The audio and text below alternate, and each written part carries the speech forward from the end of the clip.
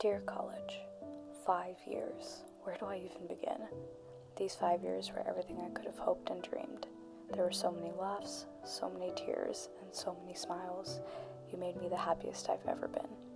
We've had our ups and downs, but in the end, you allowed me to experience and learn so much. You introduced me to so many amazing new people, rekindled old friendships, helped me find my family away from home. If it weren't for you, I would have never met some of these people, and now I can't seem to live without them. From spending nights in common grounds with Adam freshman year, chatting about funny moments in our day, or just ranting about annoying classes, to getting drinks with the crew at Rennie's to celebrate finally being done with another studio final review. It wasn't easy though. Architecture's not for the weak at all.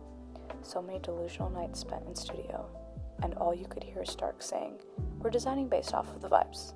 Or being on the verge of tears and Adam walks in with a cup of cocoa and will make a joke to make you forget why you were sad in the first place.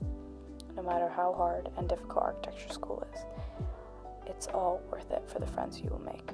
These people will support you through everything. Countless times I remember running down the hall to tell Ryan a funny story or share good news about an internship or a cool project. Or spending endless hours in the library listening to Drake with Drew while we tried to escape the Italian heat. I will miss these moments. They were my favorite. Those are what made my college experience an experience of a lifetime. They don't have to be that big either. It could be the tiniest of things, like sitting next to Rigel for studio and missing him tapping my shoulder to get a second opinion on something every 5 minutes, or catching up with Audrey and Jade in studio for way longer than I should have.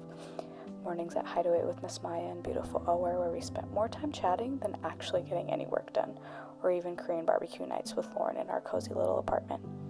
Obviously, architecture was a big part of my life, but oftentimes we needed to branch out of Lawrence Hall and meet different people. For me, this was the Craft Center and Saka. The Craft Center was home to so many amazing, beautiful people that always knew how to put a smile on my face and were a breath of fresh air whenever I was stressed. Such creative individuals that introduced me to so many incredible things, and I'm so grateful to have met each and every one of them. I can't forget to mention Saka. Moving to Oregon was definitely a culture shock, and being able to meet so many amazing South Asian people through the student org really made me feel at home. These people were there for me through it all, no questions asked.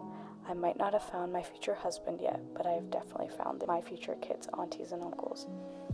I was able to study abroad, which was a once-in-a-lifetime opportunity. From Rome, to Florence, to Paris, to Vicenza, to Switzerland, and so much more. I couldn't have asked for a better group to have gone on this trip with, nor could I have asked for better professors. Maybe one day they'll let me TA for the course. A girl can dream. Mornings with Lauren at Pigafetta, saying ciao to Carla and Gigi, and ordering delicious cappuccinos and brioches, always getting dinner at Rigetti's, and the lively nights spent dancing around the piazzas after getting drinks on the rooftop, or even late, delusional nights in studio. I can still hear the crickets and smell the fresh air coming into the studio. I made this channel to document my life in college solely because I have the memory of a goldfish. I've been called Dory quite a few times, and I wanted to be able to look back at these years and remember all the different experiences we went through. The time spent with my Desi girls, Anya, Avani, Hiba, Ashi, and Reina, chatting over margaritas and nachos, or spending nights watching shows with Kayla and Lindsay during COVID. These experiences really changed me and made me the person I am today. They set me up for success and offered me amazing opportunities like interning in Seattle with Emily and the famous Adobe, or even being able to work with such intelligent professors like Chevy and Daniel. Last year, I read this book called A Little Life, and in the book, one of the characters says something that I will never be able to forget. In the book, Jude is talking to one of the kids he tutors, and he says, "You know, Felix, I've never had friends either for a long time. Not until I was much older than you. I wanted them too, and I always wondered if I would ever find any, and how, and when. And then I went to college, and I met people who, for whatever reason, decided to be my friends, and they taught me everything, really.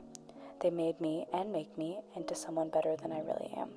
You wouldn't understand what I mean now, but someday you will. The only trick to friendship, I think, is to find people who are better than you are. Not smarter, not cooler, but kinder and more generous and more forgiving. And then to appreciate them for what they can teach you about yourself, no matter how bad or good it might be, and to trust them, which is the hardest thing of all, but the best as well. Thank you for everything, Oregon. It truly was the best 5 years of my life. I love you all so much, and I'm so excited to see what the future holds for each and every one of you. As always, Skoducks. Love, Posh.